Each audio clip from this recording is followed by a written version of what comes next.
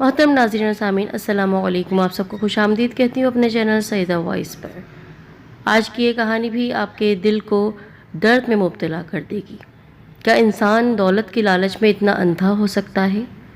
یقیناً ہو سکتا ہے۔ آج کی یہ کہانی ہے ایک ایسی لالچی لڑکی کی جس نے دولت کے لیے اپنے منگیتر کو ہی دھوکہ دیا اور شادی کر لی ایک امیر انسان سے۔ کیا ملی اس کو سزا دنیا میں ہی؟ یہ ویڈیو دیکھ کر آپ کا دل دہل جائے گا۔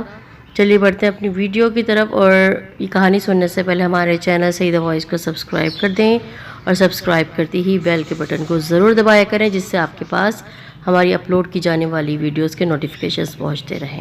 صوفیہ 5 بہن بھائیوں میں سب سے بڑی تھی، باپ کی لاڈلی تھی۔ وہ جانتی تھی نوید اسے بہت زیادہ چاہتا ہے، اور کالج میں داخلہ لیتے وقت وہ بھی نوید کو پسند کیا کرتی تھی۔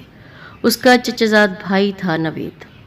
غریب انسان تھا، گاؤں میں اس کے گھر والے رہتے تھے، رزق حلال کھانے کا کمانے کا شوقین تھا، اپنے باپ سے سیکھا تھا یہ عمل اس نے۔ وہ میٹرک پاس تھا، گھر کے حالات نے اسے آگے بڑھنے کی اجازت نہیں تھی۔ اب وہ کھیتوں میں اپنے بابا کا ہاتھ بٹاتا تھا۔ گاؤں میں کوئی کالج نہیں تھا، شہر کے ایک بہت بڑے کالج میں صوفیہ نے داخلہ لے لیا۔ جب آئی وہ کالج میں تو کیا دیکھتی ہے، لڑکیوں کے رنگ ڈھنگ۔ سہیلیوں نے اسے اپنے افیئر سنائے تو اسے اپنی منگنی پسند نہیں آئی۔ وہ گاؤں کے نوید کو پسند نہیں کرتی تھی، اس سے الجھ رہی تھی۔ اوپر سے جب ثانیہ نے اسے اپنی بہن کی شادی میں انوائٹ کیا تو رہی صحیح کسر بھی پوری ہو گئی۔ ثانیہ شہر کے دولت مند کاروباری شخصیت عبدالغفور صاحب کی بیٹی تھی۔ انہوں نے بڑی بیٹی کی شادی پر پیسہ پانی کی طرح بہایا تھا۔ اسی شادی کی تقریب میں ثانیہ کے خالہ زاد بھائی ارسلان نے صوفیہ کو دیکھا تو ایک لمحے میں وہ اس کو پسند کرنے لگا۔ ارسلان کے دل کو بھا گئی صوفیہ۔ اعتماد سے اس کے قریب آیا اور کہا کہ میرا نام ارسلان ہے، آپ کی تعریف؟ صوفیہ اس کو دیکھنے لگی غور سے۔ کھلتی رنگت کا مالک، 5 فٹ 9 انچ قد والا ارسلان بے حد خوبصورت نوجوان۔ اس نے صوفیہ کو اپنے بارے میں بتایا کہ وہ MBA کر رہا ہے، اس کا باپ ایک کمپنی کا مالک ہے، دولت کی ریل پیل ہے۔ صوفیہ نے اسے کہا کہ اس کی منگنی ہو چکی ہے۔ ارسلان نے یہ کہہ کر اسے دلاسا دیا، کوئی بات نہیں، منگنی ٹوٹ بھی جاتی ہے۔ ارسلان نے صوفیہ کو بتایا کہ وہ اسے پسند کرنے لگا ہے۔ ایسا نہیں تھا کہ اس کے لیے لڑکیوں کی کمی تھی، آگے پیچھے اس کے لڑکیاں گھومتی ہی رہتی تھیں۔ وہ کوئی اچھا نوجوان نہیں تھا، پر صوفیہ کو دیکھ کر اسے ایسا لگا کہ مجھے اس کو اپنا جیون ساتھی بنانا چاہیے۔ جب اپنی دولت کی بات کی صوفیہ کے سامنے، اس نے اپنی تعلیم کے بارے میں بتایا تو وہ دل ہار بیٹھی۔ اس کا دل اب نوید سے ہٹنے لگا، اور اس ایک لمحے میں صوفیہ کو نوید بہت پیچھے نظر آنے لگا جب ارسلان نے ایک بہت مہنگا سا موبائل اس کو نکال کر دے دیا، یہ لو تمہارا تحفہ۔ اسی دن سے ارسلان نے صوفیہ کو اپنانے کی منصوبہ بندی شروع کر دی۔ دوسرے دن ارسلان نے اسے کالج سے ایک گاڑی میں بٹھایا۔ پہلے وہ گھومتے رہے، پھر ایک ریسٹورنٹ سے آئس کریم کھائی۔ ارسلان نے اسے 5000 روپے دیے کہ اپنے لیے کوئی ڈھنگ کے کپڑے اور جوتے لے لے۔ پھر وہ اسے اپنے دفتر لے گیا، کہنے لگا MBA میں اس کا آخری سال ہے۔ صوفیہ نے اسے بتایا ابھی وہ پڑھ رہی ہے، تو ارسلان نے اسے یہ کہہ کر چپ کرا دیا کہ تم بعد میں بھی پڑھتی رہنا۔ جب ارسلان نے تنہائی پا کر اس کے قریب ہونے کی کوشش کی تو اسے اپنے سے دور کر دیا۔ صوفیہ نے، نہیں، میں تو ایسی لڑکی نہیں، اگر آپ یہی کرنا چاہتے ہیں تو رشتہ بھیجیں، شادی کر لیں مجھ سے، میں آپ کا ساتھ دوں گی۔ ارسلان کو غصہ تو بہت آیا، اتنی لڑکیاں مجھ پر مرتی ہیں، میں جب کسی لڑکی کو پانا چاہتا ہوں تو اس کو پا لیتا ہوں، یہ کیسی لڑکی ہے جو مجھ سے اس قسم کی باتیں کر رہی ہے، اب تو میں اس سے اپنا بنا کر رہوں گا۔ وہ ہر چیز کو دولت کے ترازو میں تولنے کا عادی تھا۔ وہ جانتا تھا اس کی دولت صوفیہ کو اس کے پاس ضرور لے کر آئے گی، اور یہ بات بالکل سچ تھی۔ جب پہنچی اس کی ماں محمود گل کے گھر، جو کہ گاؤں میں تھا، تو حقارت سے دیکھتے ہوئے سوچنے لگی، ان لوگوں کو پسند کیا ہے میرے بیٹے نے۔ بہت بڑے بڑے پیکٹس جب تھمائے گئے ان لوگوں کو تو مسز حبیب نے کہا نفیسہ بیگم سے، یہ لیجئے ہماری جانب سے تحفے ہیں، ہم اپنے بیٹے ارسلان کے لیے صوفیہ کا رشتہ مانگنے آئے ہیں، گو کہ وہ میرا سگا بیٹا نہیں ہے، یتیم خانے سے اسے ہم نے گود میں لیا ہے، پھر بھی اسے اپنا قانونی بیٹا سمجھتے ہیں۔ اور دروازے کے پیچھے کھڑی صوفیہ کے چہرے پر خوشی کے کئی رنگ آ کر بکھر گئے۔ محمود گل نے جواب دیا، بہن جی بات یہ ہے کہ میری بیٹی کی منگنی اس کے چچا کے بیٹے سے طے ہو چکی ہے۔ مجھے بھی حیرانگی اس بات کی ہے، آپ کو ہمارے گھر کا خصوصاً صوفیہ کا کس نے بتایا؟ بھائی صاحب ہمیں علم ہے صوفیہ کی منگنی ہو چکی ہے، لیکن میرے بیٹے کی ضد ہے، اس لیے ہم آ گئے ہیں، اور منگنیاں تو ہوتی رہتی ہیں اور ٹوٹتی بھی رہتی ہیں۔ محمود گل کو ارسلان کی ماں کا یہ لہجہ بالکل پسند نہیں آیا، اتنا غرور، اتنا تکبر اپنی دولت پر۔ بہن جی معاف کیجیے گا، کسی اور بات کے لیے آتی تو ہمارے دروازے کھلے ہوتے آپ کے لیے، لیکن ہمارے گھر میں منگنی ٹوٹنے کا مطلب ہے موت۔ میں نے اپنی بیٹی کو اپنے بھائی کے بیٹے کو دیا ہے، آپ اس رشتے کے لیے انکار ہی سمجھے۔ امی یا آپ نے کیا کہہ دیا؟ صوفیہ نے جب باپ کو مہمانوں کے ساتھ باہر جاتا ہوا دیکھا تو اس کا ضبط کا بندھن ٹوٹ پڑا، وہ ماں پر برس پڑی۔ آپ کو پتہ بھی ہے ان کے پاس کتنا پیسہ ہے، کتنی دولت ہے، ان کے پاس لمبی لمبی گاڑیاں ہیں، اتنا بڑا گھر ہے، اف یہ کیا کر دیا آپ نے؟ وہ بے چینی سے ہاتھ مسلتے ہوئے ادھر ادھر ٹہل رہی تھی۔ مجھے ویسے بھی نوید پسند نہیں ہے، میٹرک پاس ہوں، گاؤں کا غریب انسان، کیا کر لے گا وہ؟ کچھ بھی نہیں کر سکتا۔ دوبارہ اگر وہ لوگ آئیں گے تو آپ ہاں کر دیں گی؟ یہ بات سن لے کان کھول کر۔ نفیسہ بیگم اپنی زبان چلاتی ہوئی بیٹی کو ہکا بکا دیکھ رہی تھی۔ زبان کاٹ دے گا تمہارا باپ جو تم بکواس کر رہی ہو۔ صوفیہ بھی اس وقت غصے سے بے قابو ہو رہی تھی، لگتا ہی نہیں تھا یہ وہ صوفیہ ہے جو ان کے گھر میں رہ رہی تھی۔ وہ بولے جا رہی تھی، میں نے کون سا غلط کہہ دیا؟ مجھے جب نوید پسند ہی نہیں تو میں اس سے شادی کیوں کروں؟ آپ کو اتنا شوق ہے نوید کو داماد بنانے کا تو عافیہ سے شادی کر دیں اس کی۔ آپ بابا کو بھی کہہ دیں میں نوید سے شادی نہیں کروں گی۔ یہ باتیں اتنی اونچی آواز سے ہو رہی تھی کہ نوید اور اس کی ماں نے بھی سن لی، جو شہری مہمانوں کے جانے کے بعد ان کے آنے کی وجہ جاننے کے لیے صوفیہ کے گھر آئے تھے۔ حیرت سے منہ کھلا کا کھلا رہ گیا نوید کا اور اس کی ماں کا۔ نوید جو دیوار کا سہارا لے کر کھڑا ہوا تھا دنگ رہ گیا۔ صوفیہ اس وقت اس کو بالکل اجنبی لگ رہی تھی۔ صوفیہ کا یہ روپ دیکھ کر وہ حیران ہو چکا تھا۔ سنو نوید، اس نے اس کے منہ پر آ کر کہا، میں اب ارسلان کو پسند کرتی ہوں، اس سے شادی کروں گی۔ تم نے مجھ سے محبت کی، یہ تمہارا قصور ہے، تم سے مجھے کوئی محبت نہیں ہے۔ یہی بہتر ہے تم یہ منگنی توڑ دو، ورنہ میری طرف سے انکار سمجھو۔ یہ کہہ کر اس نے انگلی سے انگوٹھی اتاری اور نوید کے منہ پر مار دی۔ نوید کا یہ حال تھا کہ کاٹو تو بدن میں لہو نہیں۔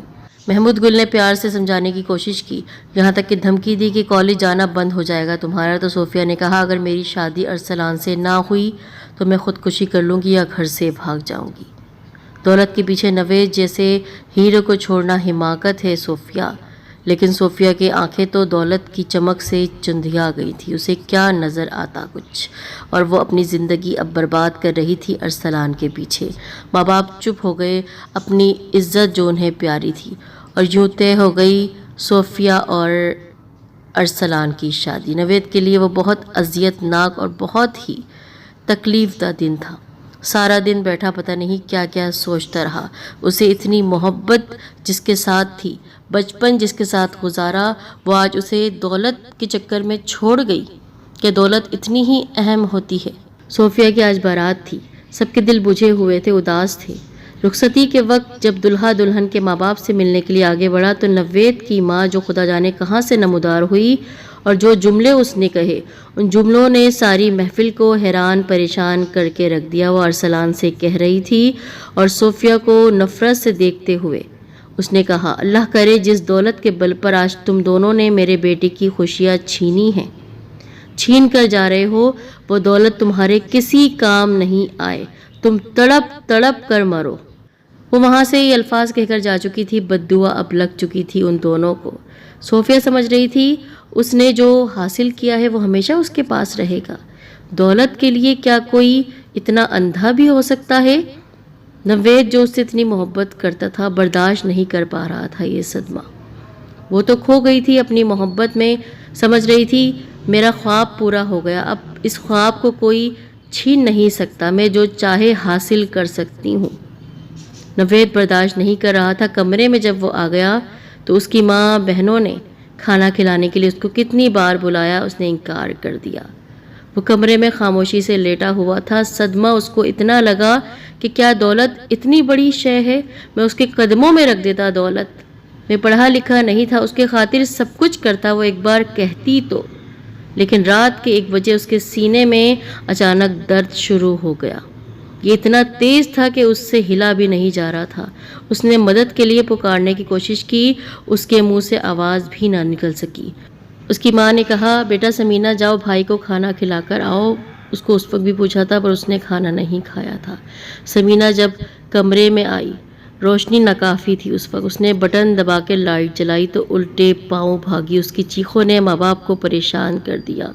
وہ دونوں بھی نوید کے کمرے کی طرف بھاگے۔ بیٹے کی حالت دیکھ کر انہیں جیسے بے ہوشی کے دورے پڑ رہے تھے۔ بیٹا فرش پر آڑا ترچھا لیٹا ہوا تھا۔ ماں دوڑتی ہوئی اس کے قریب آئی، اسے سیدھا کیا، پھر اس کے منہ سے چیخیں جب نکلنے لگی تو سارے محلے کو جگا دیا۔ ہائے میرا بیٹا، ہائے میرا بیٹا، چھین لیا اس لڑکی نے۔ میرے لال، میرے بیٹے، اٹھ جا، دیکھ میں تیرے لیے بہت اچھی لڑکی لے کر آؤں گی۔ لیکن نوید اب اس دنیا سے جا چکا تھا۔ ماں صدمے سے پاگل ہو گئی، پاگل ہو کر چیخ رہی تھی۔ کون سننے والا تھا؟ صوفیہ، تو کبھی آباد نہیں رہے گی، اللہ کرے تو برباد ہو، دولت تیرے کسی کام نہ آئے، ہائے میرا بھائی۔ سمینہ یہ الفاظ کہہ رہی تھی، پورا گھر اس کو بددعا دے رہا تھا، اور صوفیہ سمجھ رہی تھی اس کی زندگی اب آباد رہے گی۔ نہیں، اس کی زندگی اب آباد رہنے والی نہیں تھی۔ دوسرے دن ہی جب اس تک یہ خبر پہنچی کہ نوید جا چکا ہے دنیا سے، تو وہ ہنستے ہوئے کہنے لگی ارسلان سے، اچھا ہوا راستے کا کانٹا نکل گیا، دیکھو کس طرح تم نے مجھے حاصل کیا۔ ارسلان اس کو حیرت سے دیکھ رہا تھا۔ یہ اس کا منگیتر تھا، اپنے منگیتر اتنے پرانے ساتھی کے لیے اس کی یہ سوچ ہے۔ لیکن وہ خاموش رہا، کیونکہ وہ تو اس کے حسن میں ڈوبا ہوا تھا۔ کیا سمجھ رہے تھے وہ کہ وہ خوش رہیں گے؟ نہیں، یہ چند روزہ خوشی تھی، کیونکہ شام میں ہی ارسلان کی طبیعت خراب ہونا شروع ہو گئی۔ سب گھر والے پریشان ہو گئے، کیا ہوا اس کے ساتھ؟ ہاسپٹل لے جایا گیا تو کہا گیا ڈاکٹر سے، بہت دولت ہے ہمارے پاس، بہت ہی دولت ہے، بس ہمارے بیٹے کو صحیح کر دیں۔ جب رپورٹس آئی تو صوفیہ کے پیروں تلے زمین نکل گئی، چیخ نکل گئی۔ نوید کی موت پر تو وہ چیخی نہیں تھی، اس کی ماں جو صدمے سے پاگل ہو چکی تھی، پورا گھرانہ اجڑ چکا تھا، اس پر تو اسے کوئی دکھ نہیں ہوا تھا، پر اب دکھ پہنچنے والا تھا اسے ارسلان کی بیماری کا۔ ایسی خطرناک لا علاج بیماری اس کو ہوئی تھی جو آخری اسٹیج پر تھی، اور اس کا کوئی علاج نہیں تھا۔ پیسہ دولت پانی کی طرح بہا دیا ماں باپ نے، لیکن ارسلان اب ٹھیک ہونے والا نہیں تھا۔ 1 مہینے کے اندر ہی وہ ڈھانچہ بن چکا تھا، اتنا خوبصورت، اتنا لمبا چوڑا انسان جس کو دیکھ کر صوفیہ نے شادی کی تھی۔ کہاں گئی اس کی خوبصورتی، کہاں گئی اس کی پڑھائی، اور کہاں گئی اس کی دولت؟ وہ بستر سے لگ چکا تھا۔ صوفیہ نے تو چند دن کی خوشی بھی نہیں دیکھی تھی، اور ایک دن ارسلان بھی اس کو روتا چھوڑ کر چلا گیا اس دنیا سے۔ ارسلان کی ماں جو دولت پر اتنا غرور کر رہی تھی، کیا کام آئی اس کی دولت؟ کیا وہ بچا سکی اپنے بیٹے کو؟ خوشی بھی نہ دیکھ سکا وہ کچھ لمحوں کی، 1 دن کی بھی خوشی نہ دیکھ سکا۔ اس نے صوفیہ کو گھر سے نکال دیا، کہا کہ تو ڈائن ہے، میرے بیٹے کو کھا گئی ہے، تیرے منحوس قدم جب میرے گھر میں پڑے تو میرے بیٹے کو کھا گئی۔ اچھا خاصا صحت مند میرا بیٹا تھا، تو نے اس کو تباہ برباد کر کے ختم کر دیا، اب دفع ہو جا یہاں سے۔ نکل کر جب وہ اپنے گھر آئی تو وہاں بھی اس کو قبول کرنے والا کوئی نہیں تھا، لیکن ماں باپ تو ماں باپ ہوتے ہیں۔ محمود گل نے سینے سے لگاتے ہوئے بیٹی سے کہا، بیٹی تو نے کتنے گھروں کو اجاڑ دیا، 3 گھر اجڑ گئے۔ ارسلان کی موت کا ہمیں بہت افسوس ہے، پر تو نے نوید کے ساتھ جو کیا وہ زندگی بھر میں نہیں بھول سکتا ہوں۔ تو نے میرے بچے کو مار دیا، وہ میرا بیٹا ہی تھا۔ تو نے کتنا بڑا صدمہ دیا اس کے والدین کو، تو جانتا ہے اس کی ماں گلیوں میں پاگلوں کی طرح پھرتی ہے، اپنے بیٹے کا نام لیتی ہے، اور ہر آئے گئے انسان سے کہتی ہے میرا بیٹا آنے والا ہے، ابھی میرے لیے بہت کچھ لے کر آئے گا۔ تو نے کیا کیا؟ تو نے وقتی خوشی کے لیے دولت کی پجارن بن کر کسی کی زندگی کو تباہ کر دیا۔ وہ تیرے لیے سب کچھ کرتا، پر اب دیکھ تیرے ہاتھ میں کچھ بھی نہیں۔ جس کے لیے تو نے نوید کو چھوڑا، نہ وہ رہا، نہ میرا بھتیجا نوید رہا۔ یہاں پر صوفیہ تڑپ تڑپ کر رو رہی تھی۔ وہ کیسے ازالہ کرتی اس غم کا، کیسے وہ کہتی نوید سے کہ مجھے معاف کر دو، مجھے معاف کر دو، لیکن اب کوئی سننے والا نہیں تھا۔ ارسلان بھی جا چکا تھا اور نوید تو ویسے ہی صدمے سے مر چکا تھا۔ محترم ناظرین و سامعین،